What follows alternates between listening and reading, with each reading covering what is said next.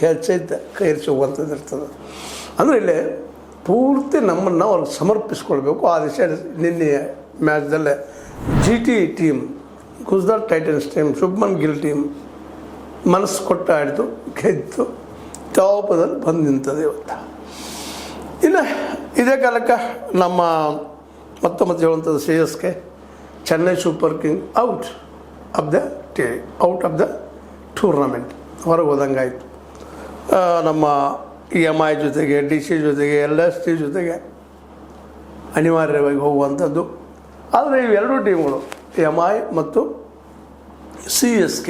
ಸ್ವತಂತ್ರವಾದ ಮೀಡಿಯಾಗೆ ಬೇಕಾಗಿರುವುದು ಸ್ವತಂತ್ರ ಧ್ವನಿ. ಆ ಸ್ವತಂತ್ರ ಧ್ವನಿ ಉಳಿಸಲು ನೀವು ಮಾಡಬೇಕಾದದ್ದು ಇಷ್ಟೇ. ಅದೇನಪ್ಪಾ ಅಂತಂತಂದ್ರೆ ನಿಮ್ಮ ಕೈಲಾದಷ್ಟು ಸಹಾಯ ಈ ಚಾನಲ್ಗೆ ಮಾಡಿ ಹಾಗೂ ನಿಮ್ಮ ಧ್ವನಿಯನ್ನು ಕಾಪಾಡಿಕೊಳ್ಳಿ.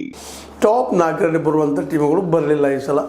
ಅಲ್ಲಿ ಮತ್ತು ಒಳ್ಳೆ ದಾಂಡಿಗರಿದ್ದರು, ಒಳ್ಳೆ ಬೌಲರ್ಗಳಿದ್ದರು, ಅಥವಾ ಒಳ್ಳೆ ಚೆಂಡಿಗರಿದ್ದರು.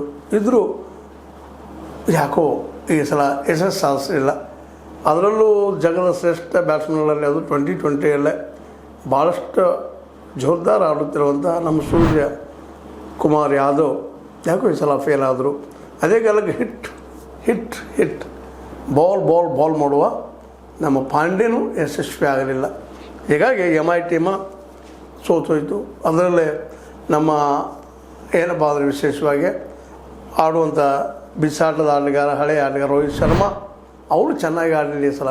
ಒಟ್ಟಿನಲ್ಲೇ ಎರಡೂ ಟೀಮ್ಗಳು, ಒಂದು ಕಡೆ ಧೋನಿ ಟೀಮು, ಇನ್ನೊಂದು ಕಡೆ ಸಚಿನ್ ಅವ್ರ ಟೀಮು ಫೇಲ್ಯೂ ಆಗಿ ಹೊರಗೆ ಹೋದಂಥದ್ದು ಇವತ್ತು ನಾವು ನೋಡ್ಬೇಕಾದ್ರೆ. ಸಚಿನ್ ಅಂದರೆ ಇವತ್ತಿಲ್ಲ ಮುಂಬೈ ಟೀಮ್ನಲ್ಲೇ, ಆದರೂ ಅದನ್ನು ಗುರುತಿಸಲ್ಪಡೋದು ನಮ್ಮ ಸಚಿನ್ ತೆಂಡೂಲ್ಕರ್ ಮೂಲಕ.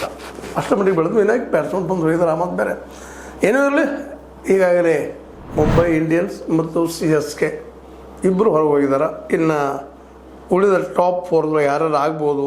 ಈಗಂತೂ RCB